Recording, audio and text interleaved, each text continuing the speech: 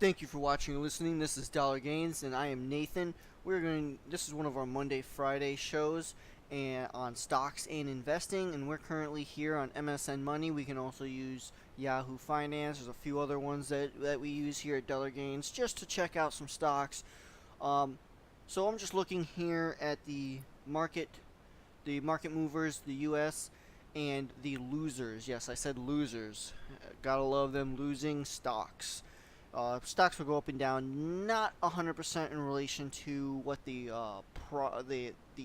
availability of proficiency in the marketplace that the stock is. So we're going to use some of these stocks as an example. There may be an unjust reason for their drop, and that being said, there could be added value to purchase. Of course, we would have to make sure that the stock is cash flowing so that if the stock was to drop even more, we could buy more and dollar cost average. And yes, we will do a video on what dollar cost averaging is. But this kind of helps find, from my experience and this experience here at Dollar Gains, how to find stocks that end up being valued less than what they actually are worth.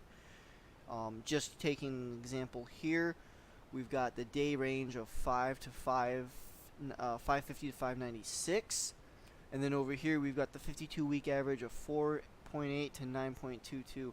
Now, without even paying attention to what this stock is or anything, just by looking at those metrics, I would then look into what's their cash flow, what's their income statement, what is your balance sheet. I want to know what issues you may have on your dividends or on your 10K form, because if I buy, I'm looking to hold it, and if I'm holding it, if the stock goes down even more, if I'm holding it, I want to know I'm making at least some money. I'm not going to buy a stock hoping it goes up. I'm going to buy a stock with a dividend rate that I think is acceptable when it depreciates like this. So then I make dividends, let's say for example 5-10%. I'm not sure any of these stocks, I'm not familiar with any of these, on a personally analyzing perspective, on how the companies are doing. But if I were to take any one of these companies here and say, wow, their dividends are over 5 to 10%, their balance sheet looks strong for their industry, their income statements are looking good, their cash flow that they have is great, then I'm going to be considering to buy or hold one of these. And what I can then do is run the analysis of when will I sell.